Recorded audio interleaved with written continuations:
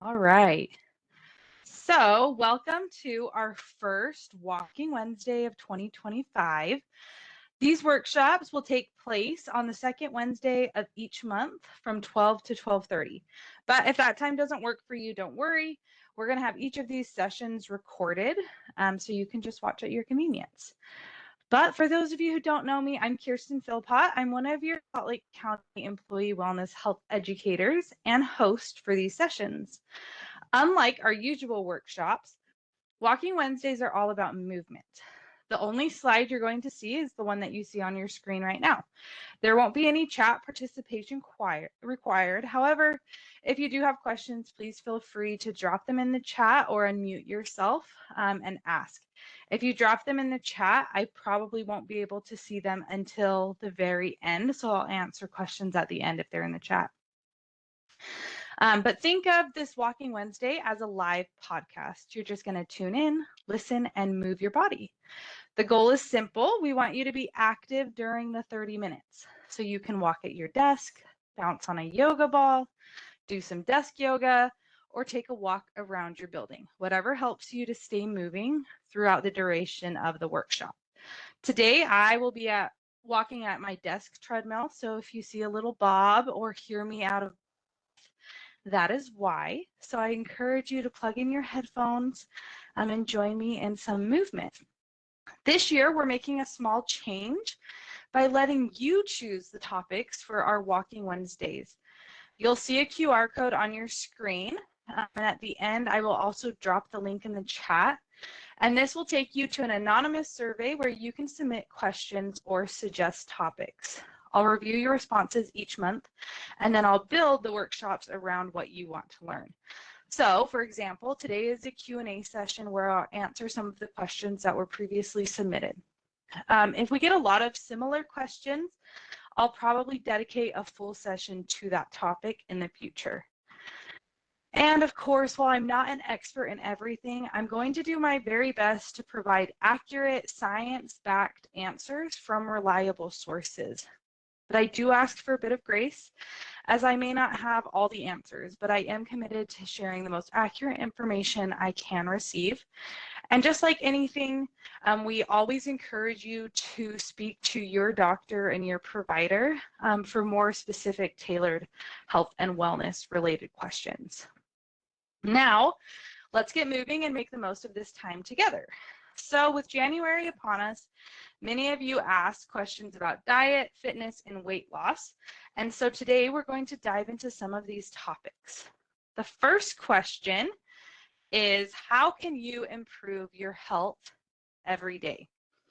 And this is a fantastic question.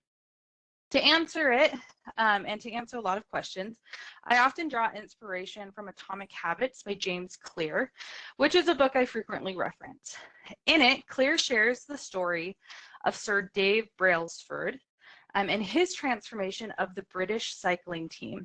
When Brailsford took over as a performance director in 2002, the team was underperforming and far from being a competitive. Instead of making drastic sweeping changes, Brailsford focused on improving many small aspects by just 1%, from fine-tuning bike components to optimizing sleep, nutrition, recovery, and even mindset. Individually, these adjustments seemed very minor, but when compounded, they produced remarkable results. By 2012, British cyclists dominated the Olympics and the Tour de France, with Bradley Wiggins becoming the first Brit to win the Tour. The key takeaway is that consistent small wins accumulate over time and can lead to extraordinary success. So in other words, big results often come from tiny everyday changes. And the same principle applies to our health.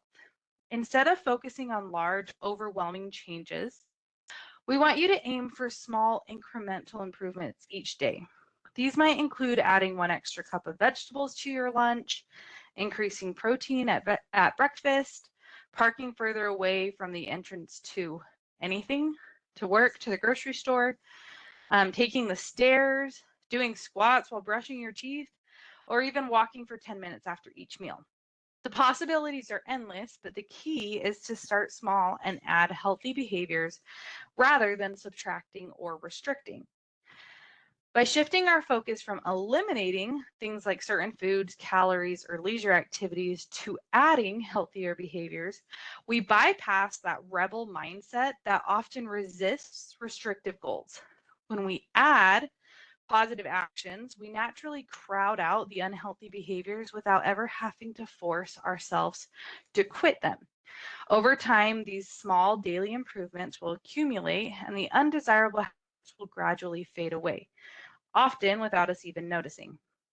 So, just as Brailsford turned British cycling into a powerhouse with tiny 1% improvements, you can enhance your health each day with small, consistent additions that lead to big results over time.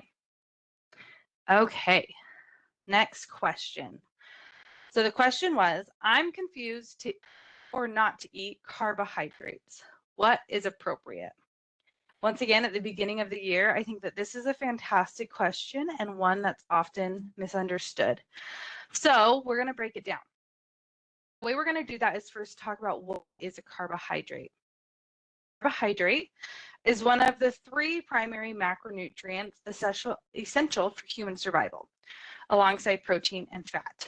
These organic compounds, they're composed of carbon, hydrogen, and oxygen, and are primarily found in plant-based foods, but can also be present in dairy products.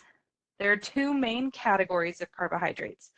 We have simple carbohydrates, and these include sugars like glucose, which are often found in things like honey and maple syrup. Then there's fructose, which is found in fruit, and then there's sucrose. And sucrose is the one often found in table sugar. Simple carbohydrates are the quickest carbohydrate, and they're broken down very fast by the body, which can cause very rapid spikes in blood sugar levels. Complex carbohydrate, that's the second form of carbohydrate. These are made up of longer chains of sugar molecules and are found in foods like whole grains, beans and lentils, vegetables, and starchy foods like potatoes or corn. Complex carbohydrates take longer to digest, and they provide a steady, sustained release of energy. So now we know about the 2 types of carbohydrates. What do carbohydrates do? Carbohydrates serve as the body's primary source of energy, particularly for the brain and muscles after physical activity. Once consumed, carbohydrates are broken down into glucose, which is either used for immediate energy or stored as glycogen in the liver and muscles for later use. If more carbohydrates are consumed than the body requires, then that excess can be stored as fat. And this is where we could have an entirely different conversation about insulin and insulin resistance and sensitivity. So if you want to discuss that or want to learn more about that, once again, scan that QR code and throw your question into the survey, and we can go more into depth at a later date. But at hand, carbohydrates, to eat or not to eat. Well, the foods that contain carbohydrate are virtually all fruits and vegetables, as well as dairy products like milk, cheese, and yogurt. However, carbohydrates often get a bad reputation, especially when people think of processed foods such as chips, cookies, and sugary snacks. The media has pushed the idea of cutting carbohydrates for years, favoring high-protein, low-carb diets. But as we've seen, carbohydrates really are essential for our body's basic functioning. For example, in Dr. Lisa Mosconi's book, Brain Food, she discusses how the brain relies on glucose for energy. When carb intake is too low being under 50 grams per day, glycogen stores in the liver get depleted, and the brain then starts using what's called ketones as an alternative form of energy. However, the brain still requires at least 30% of its energy to come from glucose. So when we have insufficient glucose stores, that can lead to brain fog, cognitive decline, and conditions like dementia. So in summary, carbohydrates are essential and should definitely be a part of your diet. However, not all carbs are created equal. Rather than focusing on cutting carbohydrates out, try adding more nutrient-dense carbohydrates into your meals. As we've discussed, small incremental changes allows you to gradually shift your diet without feeling the need to restrict yourself. For instance, we instinctively know that fruits and vegetables are healthier. If I put a slice of white bread and a beet in front of you and ask which is healthier, you'd likely choose the beet because it's more nutrient rich, while the bread is a little bit more refined. To make healthier choices, consider placing the beet or vegetable of your choosing on your plate alongside the bread and take a few bites of the beet first. Research in food psychology shows that we tend to eat more of the food we start with. So by eating your vegetable first, you can trick your subconscious into consuming more of them. Here's a simple guideline I use, which also aligns with the American Diabetes Association. Aim to fill 50% of your plate with vegetables at each meal. This could be a large salad, roasted veggies, or a vegetable packed soup. The other 25% should be high fiber carbohydrates. Think whole grains, sweet potatoes, beans, apples, pears, and other fruits. And the remaining 25% should be protein. And remember, carbohydrates can and should be delicious. If vegetables aren't your favorite, try experimenting with different cooking methods. Vegetables prepared creatively can taste entirely different. Roasted beets, for example, are sweeter and milder than pickled beets, which are more earthy and sour. So try exploring herbs, spices, and sauces to enhance the flavors you enjoy. If you love ranch dressing with your veggies, that's perfectly fine. Just aim for veggies to make up 50% of your plate. So once again, in conclusion to this question, carbohydrates are necessary, but it's important to be mindful of the type you choose and nutrient-dense whole food sources and try to incorporate them into a balanced diet. All right. The next question is a little bit more of a pivot, but it says, I heard that running can increase cholesterol. Is that accurate or false? To answer this one, we're going to also go back to the basics and we're going to define cholesterol. So cholesterol is that waxy fat-like substance that is present in every cell of your body. It plays a critical role in various functions, including building cell membranes, producing hormones such as estrogen, testosterone, and cortisol. It helps synthesizes D, which is essential for our calcium regulation, and then it also aids digestion. So while cholesterol is necessary for these functions, the issues arise when there's an imbalance in the type of cholesterol circulating in the bloodstream. Cholesterol is transported in the blood by lipoproteins. Lipoproteins are these small packages of cholesterol wrapped in protein. When doctors measure your cholesterol levels, they are essentially testing the concentration of these lipoproteins in your blood. So there are two primary types. You have your low density lipoprotein, your LDL. This is often referred to as our bad cholesterol. LDL carries cholesterol from the liver to the cells. And if there's too much LDL, it can deposit these cholesterol in the walls of our arteries, leading to plaque buildup.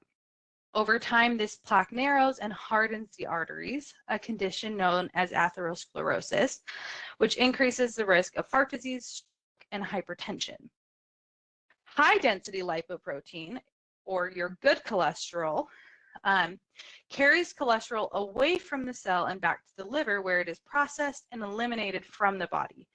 This helps prevent plaque buildup in the arteries and lowers the risk of cardiovascular disease. So when we address the question of whether running can increase cholesterol, the answer is yes, but it's in a positive way. Running and other form of regular aerobic exercises are proven to increase HDL, or good cholesterol, which can help remove the excess cholesterol from the bloodstream, thus benefiting heart health. In a 2002 study published by the American Journal of Cardiology, they found that moderate intensity aerobic exercise, including running, significantly raised HDL levels in both men and women. And this effect has been studied and observed consistently across multiple studies. So by increasing HDL, running helps improve the balance of cholesterol in the body and prevents cardiovascular health. However, there was a small exception found in a 2010 study in the Journal of Clinical Endocrinology and Metabolism, which suggests that extreme or excessive exercise, particularly in the form of ultra endurance activities, such as ultra marathons, which can range up to 100 miles of running, really increase total cholesterol temporarily. This may be due to changes in the liver's lipoprotein production, as well as hormone fluctuations and inflammation that accompany high intensity endurance exercises. However, these changes are typically temporary and tend to resolve with proper recovery and nutrition. So it's important to note that these effects, once again, are primarily seen in ultra endurance athletes and do not apply to your regular moderate intensity exercise, such as typical running. For the vast majority of individuals, running is going to help improve cholesterol levels, particularly by raising HDL, which is the desired effect. So yes, it does raise it, but it raises the good kind, which helps protect the heart by clearing excess cholesterol from the bloodstream. All right, so the next question is a nice follow-up with about how movement can help our bodies. The question was, is it true that you're supposed to get 10,000 steps a day?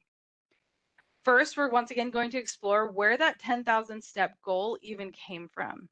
So, in 1964, just before the Tokyo Olympics, a Japanese company introduced a pedometer called MON-PO-K. MON means 10,000, PO means steps or walk, and K means meter or counter. So the MON-PO-K literally translates to 10,000 steps counter. It was a brilliant marketing move, and the idea took off, likely more than the creators even anticipated. At the time, remember this was 1964, scientists understood that increased physical activity was correlated with better health. But the 10,000 step target was, in fact, arbitrarily chosen to promote daily movement. Despite its marketing origins, though, the number became ingrained in popular culture, and today 10,000 steps is the standard goal for most fitness trackers. But does it actually offer any substantial health benefits? There's been numerous studies to try and explore this question.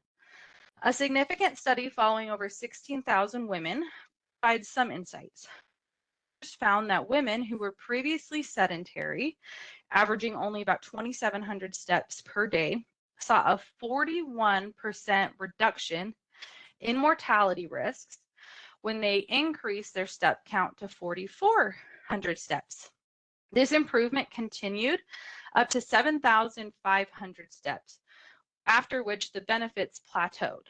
So, in other words, there were no significant difference in mortality rates between those walking 7,500 steps and those walking 10,000 steps. But walking that 7,500 steps significantly increased your life longevity. And while this study focused on mortality rates rather than some other health metrics, it also did assess the intensity of the steps, which means they were looking to see if whether you were running or walking or doing it all at once or throughout the day, if that mattered. And the results were that every step counts. So whether you're strolling leisurely or walking briskly, those steps count. This aligns with that same principle of those 1% improvements. Small, consistent changes add up over time. You don't need to run 7 miles a day to reap the benefits. Simple strategies like parking further away, taking the stairs, or walking to the mailbox instead of driving all contribute to your step count, and they count. In fact, research consistently shows that striving for a goal of 10,000 steps can offer substantial health benefits, including reduced risk of cardiovascular disease, decreased metabolic disorders, lowered arthritis pain, improved mental health, and increased life expectancy. These studies do that 7,500 steps yield nearly identical health benefits to the 10,000 step target. So in line with our theme of incremental improvements, I recommend tracking your current step counts for a few days and then setting a goal to add just 1,000 steps, which is roughly half of a mile per day. Once you achieve that, gradually increase your target. This approach allows you to integrate small, sustainable habits into your lifestyle. And as we continue to focus on adding healthy behaviors, walking is a fantastic one to incorporate.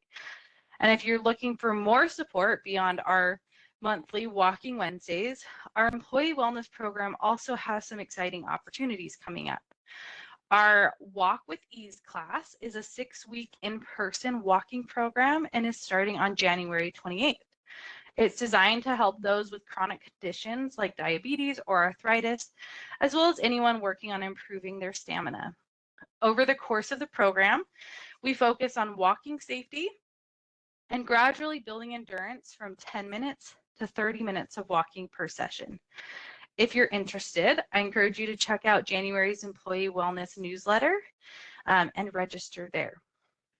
We also have our March into May program, which is our most popular step counting competition, and it starts in just a few months. This is where you can track your steps and compete with colleagues. So keep your eyes peeled for registration in March. In short, while 10,000 steps goal is a helpful benchmark, it's not the magic number. What matters is consistent, gradual progress. So take small steps today, and they'll add up to big health benefits in the long run. All right, our final question for today has to do with the Salt Lake County Recreation Center passes and how much they cost and how to get them. So we're going to dive into that. So as a Salt Lake County employee, you're eligible for an incredible discount to access the county's 21 recreation and ice centers, each offering its own unique and amenities and features. Whether you're looking for an indoor pool, an outdoor pool, a track, pickleball courts, or fitness equipment, there are different centers tailored to your needs. As an employee, for just $15 per month, you gain full access to all of these facilities, including their classes, equipment, pools, and the ability to access their child care services. The $15 will be deducted from your paycheck, and you also have the option to add family members to the pass for an additional cost. To get started, you simply fill out the Employee Recreation Center Pass form, mouthful, and you submit it to Ann Bradshaw. Once you have your pass, you're free to use any center across the county, making a fantastic and cost-effective resource compared to some of the other gyms in the area. Additionally, if you live within the county boundaries, you likely have a center within 20 minutes of your home, making it easier to incorporate that 1% improvement into your routine.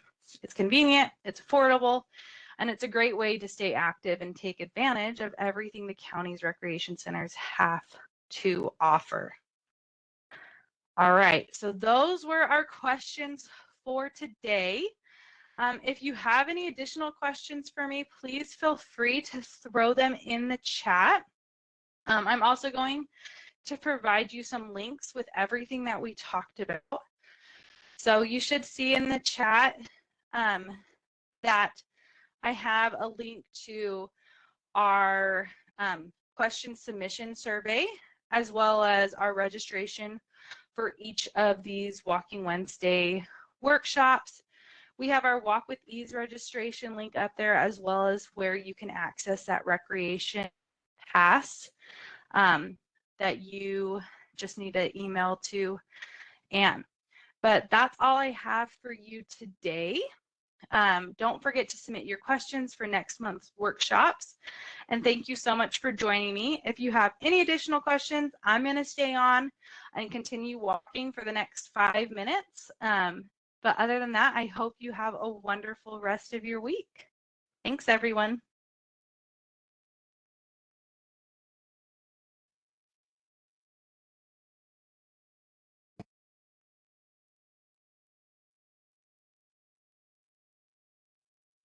I have a question. Can you hear me?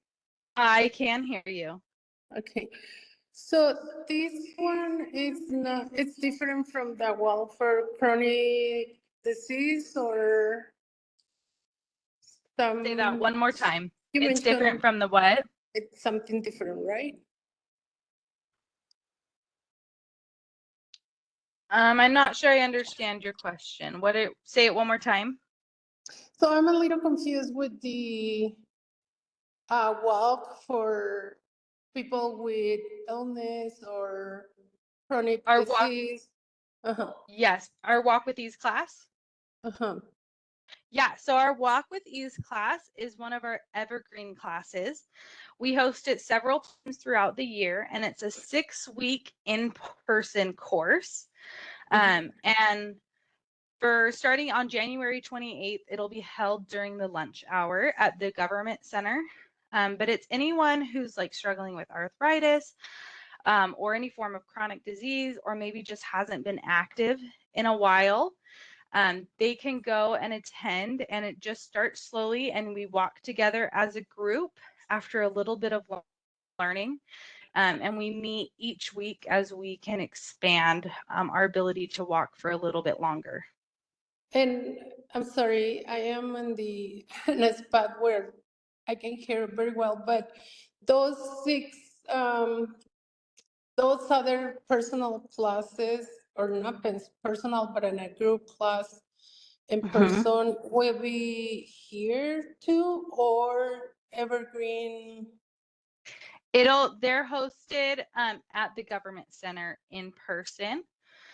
So if you click that link up there, that Walk with Ease registration in the chat, it'll take you to a Survey Monkey that will then send you to a place to get more information, and it'll have all of that. I can also email you some additional information if you would be interested. Oh, okay, that will be perfect. Thank you. I Yeah, appreciate it. no problem. Catherine, I see your hand up. Do you have a question?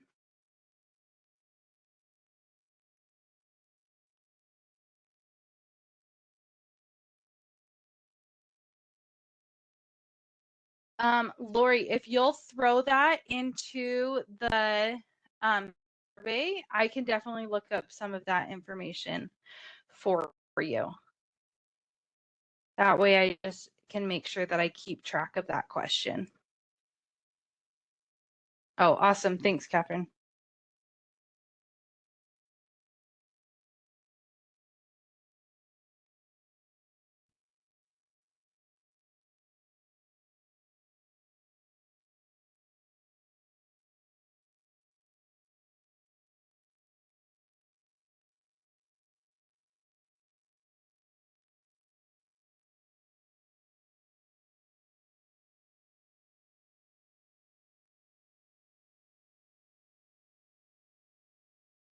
All right, wonderful. Well, that brings us to our full 30 minutes of walking. I'm so glad you guys joined me, and I hope you were able to get some movement. Like I said, if you have any other questions, throw in that survey, and I will review them and see what we can answer next month. Thanks, guys. Have a wonderful week.